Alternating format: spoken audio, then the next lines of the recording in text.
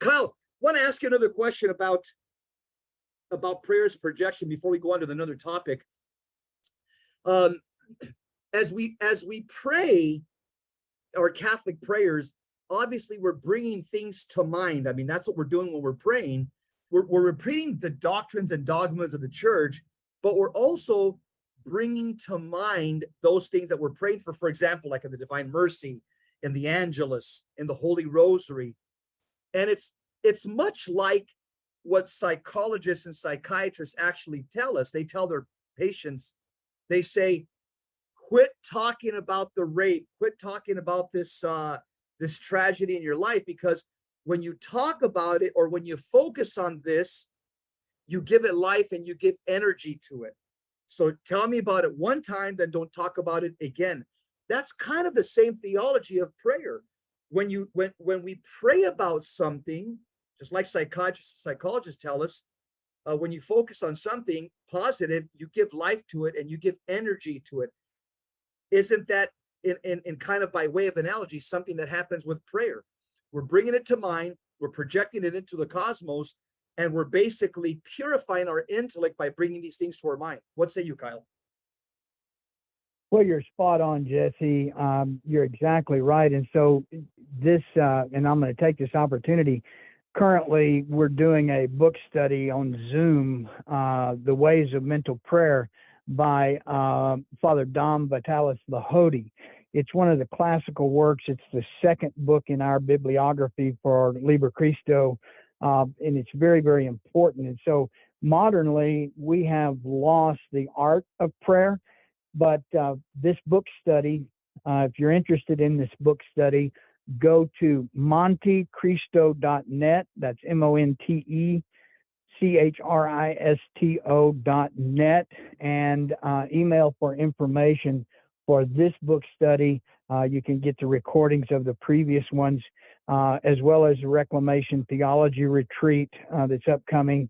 I want to introduce that website to you as a place to access a lot of our YouTube recordings and talks. A lot of free stuff there on that site. So please go to that. It's partnered with Liber Christo. That's montecristo.net. And now, after that shameless plug, back to Jesse's observation. And so he's precisely right. Is we form our intellect and we form our will through the discipline of prayer.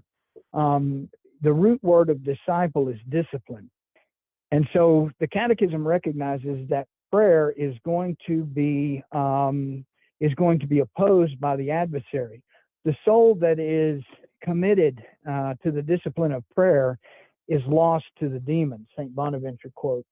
And so the demon knows that the praying person, and prayer is not a place of safety. It's not a place to cower. It is a place to train, a place to steel the mind and the will and the intellect for the battle that is to come. And that's precisely what it is. So when Jesse, when he was in law enforcement, you don't go to the range for recreation. You go to the range to instill a set of instincts and a set of skills and muscle memory that is going to be necessary in a situation that you don't have time to think. You have to rely on that which is within you. If your pat reaction to a loud noise in the night is Hail Mary, then that's a much different reaction than, oh my, what's happening? And so we're either going to have a visceral reaction of trust or of terror. And there's no middle ground.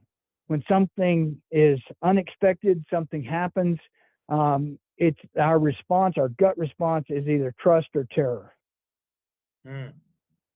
Kyle, even the other side understands the whole prayer as projection.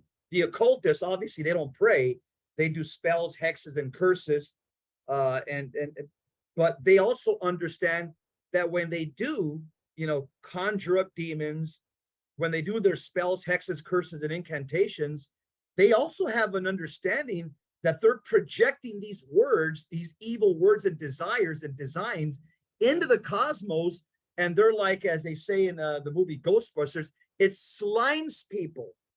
Don't occultists also have this understanding as hexes and curses as projection towards other people? They do. They absolutely do. But let's talk about them metaphysically. What are those? They are the corruption. They are the inverse of blessings and prayers. And so the malefices are the reverse or the inverse of benediction, blessing, wishing and praying for the good of another, willing the good of another. And so they're willing the ill of another. And when they project these curses and malefices into the cosmos, they attract to them diabolical entities which are psychologically compatible. You will draw to you those, whatever you exude, whatever you project, you become a lightning rod for those fallen angels, those demons of with psychological compatibility. So this happens even when people gossip, slanders, calumny. If you've ever been in a group of people who start talking badly about someone, watch how vicious that language becomes. Watch how vicious that discourse becomes. And it's almost like there's no check on it because it's now diabolically inspired.